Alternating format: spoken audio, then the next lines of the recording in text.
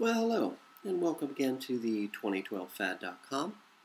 I'll be your host for this evening, and my name is Charlie Bluehawk. In my last broadcast, I reached out to my tens of thousands of viewers, hoping, against hope, that some of you could spare a few bucks for hopefully who's your favorite radio host. And out of the tens of thousands of people who listen to the show on a regular basis, only one person helped me out. A very kind, a very beautiful, very gracious lady in the great state of Wisconsin, who's on herself on relief for back injuries, none of which are her doing. She actually reached into her pocket, which is not very deep, and sent me $100. And with that $100, I was able to not be homeless and to feed myself for a week. Now, this is a very interesting position for me to be in, as I've been in the international IT corporate business for 25 years on 3 different continents, to actually have to beg for money to feed myself, because no one will hire me because I'm too overqualified for my job. But out of tens of thousands of listeners that my show has today, one kind and gracious and kind-hearted, spirited lady in Wisconsin sent me $100. And that bought me another week of life here in Europe. She's not wealthy, she's not powerful, but she is kind and she is compassionate. And out of respect for her, I'm going to try to keep doing these radio broadcasts for as long as I can, because she thinks they're important.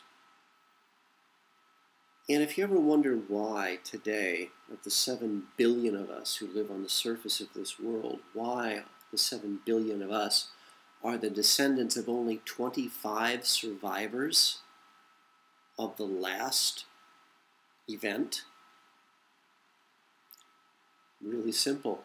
Think of this good and kind and gracious lady, this beautiful woman in the state of Wisconsin, who actually did something to try to make a difference in the world. She helped a complete stranger, me. Then you wonder what happened to the other, say, 7 billion people who were around 32,000 years ago. Where did they go? What happened to them? That's really simple. Just go look in a mirror, and you'll see who isn't going to survive. So last night, we talked about evil means coward. And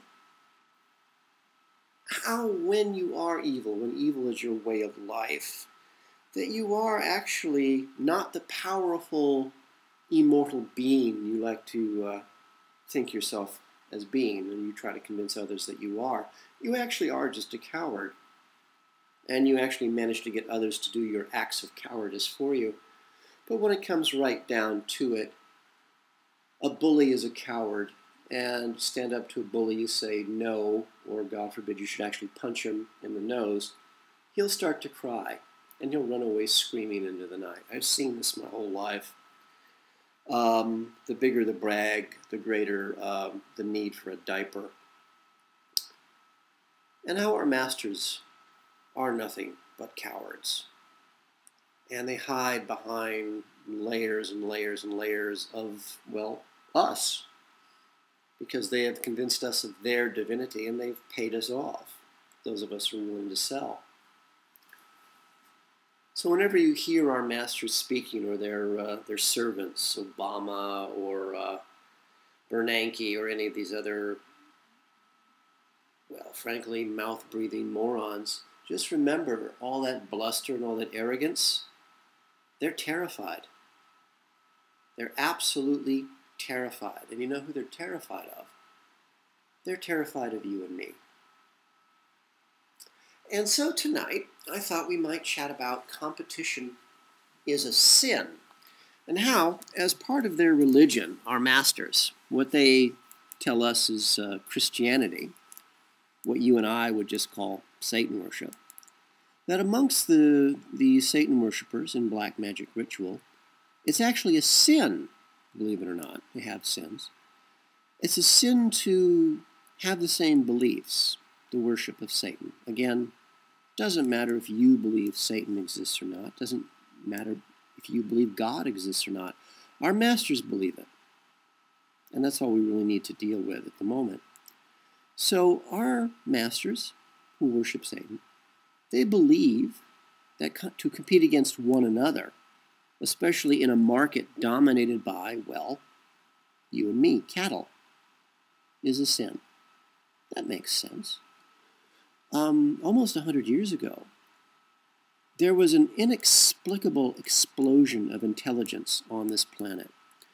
And, of course, being American, I'm most particularly aware of the amazing work done by American inventors. And I mean, these were not university-trained people. These were literally farmers working in their fields in the middle of nowhere.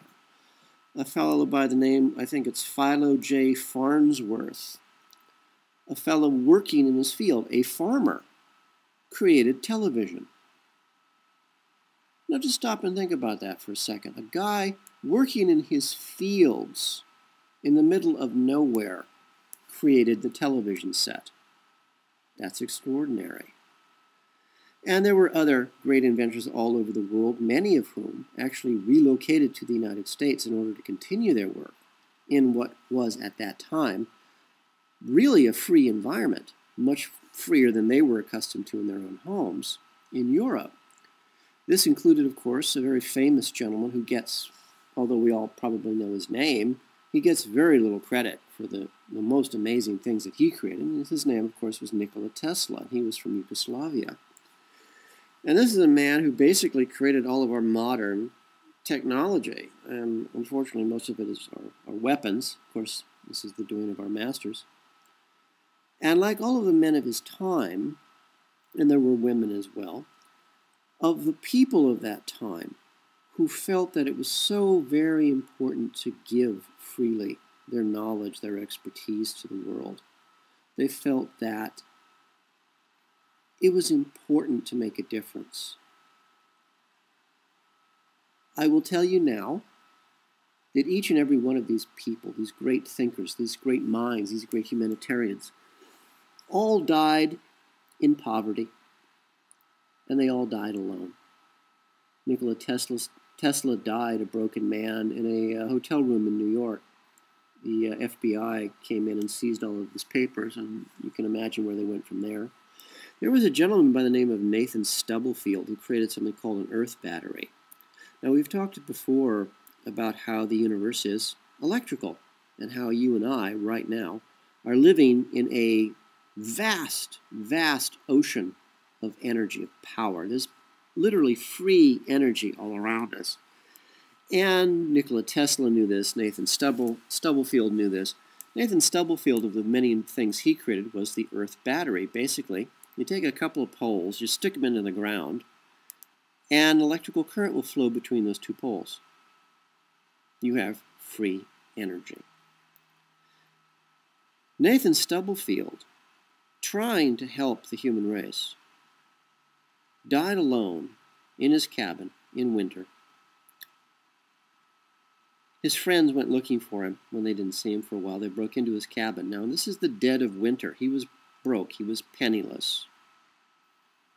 He had starved to death in his little cabin in the wilderness in the dead of winter.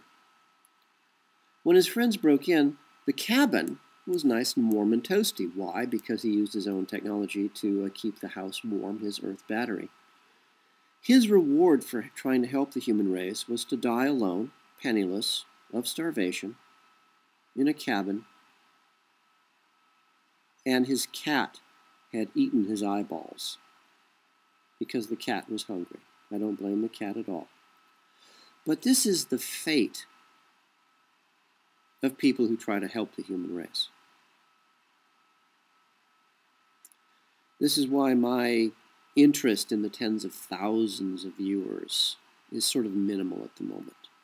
But because of one kind and gracious lady in Wisconsin who wants me to keep trying, I'm going to keep trying for her sake. So about the same time, 100 years ago, our masters, back when they still had some brains amongst them, guiding them, they got together and decided to combine their commercial efforts amongst other things. A good example of competition is a sin amongst the masters. If you remember the very popular marketing war between Coca-Cola and Pepsi-Cola. You'll remember there was huge marketing campaigns getting people to actually pick sides. You either were a Coca-Cola drinker and you belonged to one group, or you drank Pepsi-Cola and you belonged to another group. And there was actually this vast marketing campaign in the United States to get people to decide whether they were Coca-Cola or Pepsi drinkers. And foolishly, a lot of people really took this to heart. Now, our masters really didn't care for the simple reason that the Coca-Cola company and the Pepsi-Cola company are both owned by the same family. So they didn't really care, but they did know from centuries and centuries of herding the cattle, you and me, that nothing is more profitable than war. Nothing is more profitable than dividing people against each other, turning them on each other, and then investing in both sides. So no matter who wins the war, the people who came up with the money to fund the war win. You either make money selling weapons to both sides, or you make money in the loans they took out to make those weapons and to purchase those weapons. So you sell to both sides and you win no matter who loses.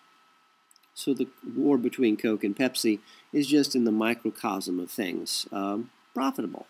You and I, we're cattle. When our masters get us to turn against each other, to forget about each other, to abandon each other, it actually makes our masters money, as well as weakening us, because we will lose and our masters will win. So competition really is a sin in the Satanic Bible.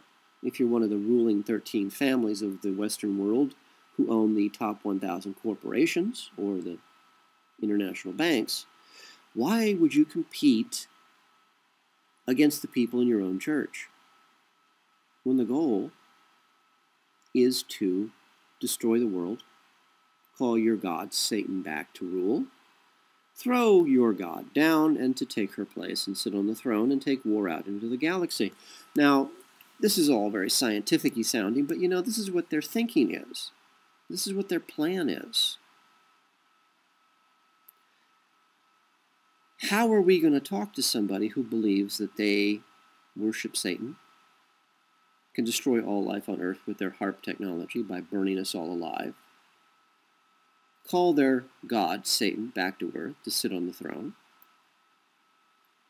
They then trap their god on earth using the same HARP system, throw their god down, take their god's place, make themselves God in Satan's place, and then make war against the real God by taking their armies out into the universe. This is their plan. This is it. That's it in a nutshell. So now you're going to try to reason with these people? It's not really, not really going to happen. And this is their plan. Whether you believe it or not, it's their plan. Whether you believe in God or Satan, this is their plan. The 13 ruling families of the Western world, for example, get to choose which of their servants is going to be the President of the United States in any particular term. It's reality. This is just the way things are. And unless you simply accept reality for the way it is, when you stare in that mirror and you see who's not going to survive the event, the Ice Age, the wars, it's going to be you. Because you didn't bother to do anything. Our current President of the United States, for example, there was a story told quite often about an American man working in Russia decades ago. And the Russians are quite a friendly people, so they're inviting, folks to their home all the time. And this fellow, this American man, was invited to the home of a Russian family. Turns out there were some KGB folks there. And they were talking about the black American president. His name was Obama. Now, this was like 20, 30 years ago. I don't remember all the particulars, but this is a really good time to go to rense.com, R-E-N-S-E, and look it up. It's a story worth reading over and over again. You come to me for what we call in the corporate world the 30,000-foot overview of the world. I give you the fast food version of the world, where if you go to Jeff Rense, listen to Jeff Rense at rense.com, you'll get a 4-year education. You'll get the who, what, why, when, where, how of all the stories that I tell you. This is one of those times you should go. Because 20, 30 years ago, in Russia, the Russians were already designing the black American communist, who, not even an American citizen, was going to be the President of the United States. That's a fair amount of good planning, because we have Barack Obama, a man who isn't actually even black, a man who's not even an American citizen, as president. And if you want to really see something bizarre, find pictures of Barack Obama, specifically of his head, and try to get as many pictures of his head from all around. He's got some very interesting scars in the back of his head that, if I was a conspiracy theorist, which frankly I'm not, I believe in the concept of business. Our masters are in the business of business. So what's good business and what's bad business? Look at pictures of Barack Obama's head and look at the scarring on the back of his head. It's really quite extraordinary. Take a look and draw your own conclusions. So, our masters who worship Satan, who practice black magic, who use black magic ritual to run the Western world, to them competition is a sin. You have to have really long-term planning in place. That 20 or 30 years ago, you're talking about the black American president in Russia. And then 20 or 30 years later, you've got a black American president who's not even American. That's really good planning. But see, all of the 13 ruling Western families all want their moment in the spotlight. They want their moment in the sun. They want their 15 minutes of glory. Because beyond the fact that they own us outright, or rather you, because I've declared my sovereignty in writing, and they accepted it, by the way, because under black magic ritual they had to. They still want to be worshipped. They want to be adored. They want to be admired by their cattle, which is you and me. They want their cattle to worship them as gods. And again, that's their goal, to be gods. Their religion, satanic worship, black magic, their religion teaches them that they are the master race. Their religion teaches them that they are meant to rule the entire galaxy. The universe itself is to be their empire. They believe this. So try to talk to them about pollution. Try to talk to them about stopping wars here, stopping their fake war against terror. Stop raping and torturing our children. Stop TSA from molesting us as we go through airports, molesting our children. These child rapers are fondling your children because they rode on an airplane. Try talking to our masters about stopping all this while our masters have dreams of conquering the galaxy. It's going to be a hard sell. I don't think you're ever going to have a meeting of the minds with our masters, because they see themselves, literally, as the rulers of the universe. The earth means nothing to them except perhaps that it is the birthplace of the human race. And that as humans, we actually create the universe all around us with our thoughts. That part I do know. I've seen that happen. I've experienced that personally. We, you and me, just our thoughts alone. We're part of the universe, the living, breathing, thinking reality of the universe. That's you and me. Our masters are nothing but parasites. And yet they think of themselves as the rulers of the universe. So we have a basic problem. The parasites, our masters, want to rule us. And they want to do it over our tortured, raped, and burnt bodies. And I'm guessing, just a thought, that we might object to that. So their obsession, our master's obsession, these parasites, these soulless creatures, their obsession goes way beyond just our little planet, our home. And this puts us and them against each other at a very basic level. For me, today, my basic level is having a job, food to eat, and a place to live. I mean, that takes precedence over fighting the masters and their dreams of ruling the universe from the dead corpse of our world. To our masters, competition is a sin. I mean, they are planning on burning all of the life on earth, burning us alive. Spirit fire. I think it's called false light fire.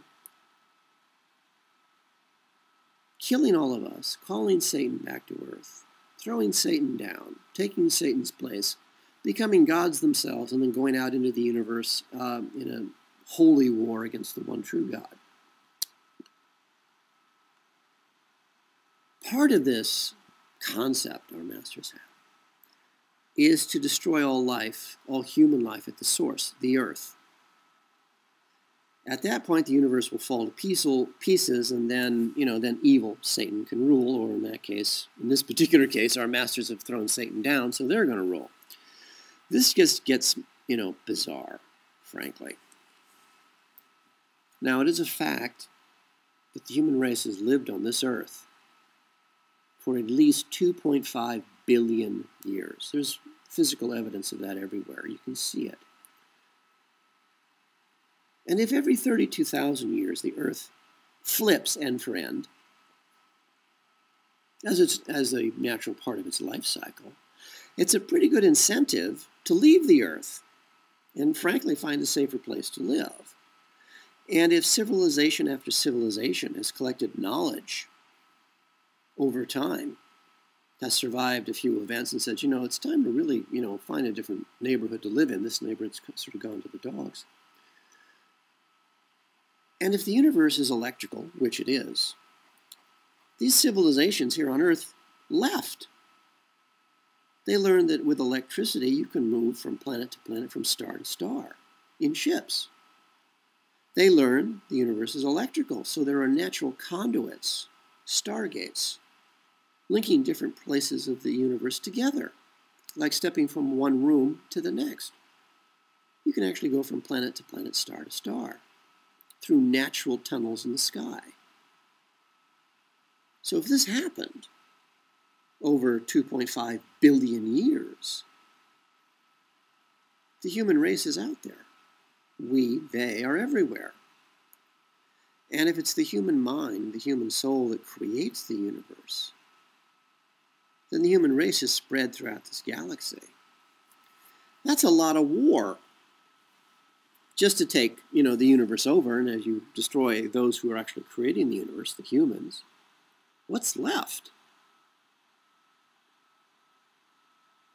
So it gets just down to basic insanity at every level with our masters. But if the Earth is the birthplace of the human race, and if the human race over 2.5 billion years has spread out through the galaxy, perhaps the universe itself, then I guess Satan, whether she exists or not, needs to start here in her final war against God. Now, do I believe that? Well, I don't have a clue. But our masters believe it.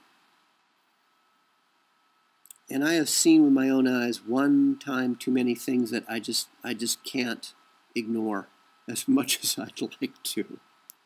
I really would like to ignore it. I really just want a job, a couple of cute girls, and, be able to order a pizza in whenever I wanted. I mean, that's really all I want in this life, honest to God. I've just seen too many things. So to our masters competition is a sin, especially when you want to be rulers of the universe. You know, you got to have your pals with you for that, because that's a hard act to do alone. Well, let's say the masters manage it. Let's say they set us all on fire with their harp weapon and they call Satan back to earth. Let's say, using that same harp weapon, they trap Satan on earth. Let's say, for the sake of argument, the master's plan works and they raise themselves up to take Satan's place. And then, just for the heck of it, they decide to continue Satan's war against God and go out into the universe and kill all of the humans, and thus the humans who create the universe, and God is the universe. They kill all the humans, they uncreate the universe. What's left over?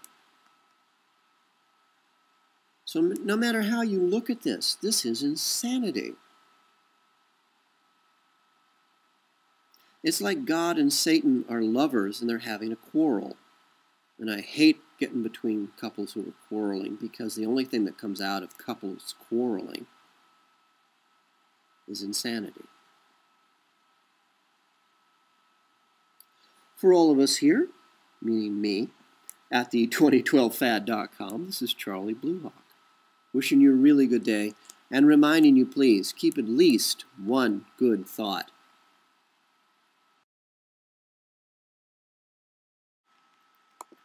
The 2012 Fad is brought to you by Coffee and Blood, Love Letters Between the Dead, a series of 5 erotica horror novels about a fallen angel fighting his way back to regain his own soul, and how the CIA war against the human race, their black magic, captures and traps him in the body of a mind-controlled slave designed to hunt down and to kill their god, their Satan.